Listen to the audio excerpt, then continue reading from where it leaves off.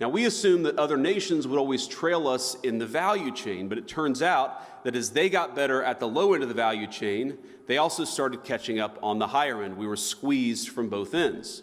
Now, that was the first conceit of globalization. I think the second is that cheap labor is fundamentally a crutch, and it's a crutch that inhibits innovation. I might even say that it's a drug that too many American firms got addicted to.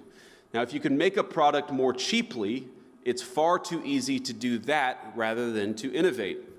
And whether we were offshoring factories to cheap labor economies or importing cheap labor through our immigration system, cheap labor became the drug of Western economies. And I'd say that if you look in nearly every country from Canada to the UK that imported large amounts of cheap labor, you've seen productivity stagnate. I don't think that's not a total happenstance. I think that the connection is very direct.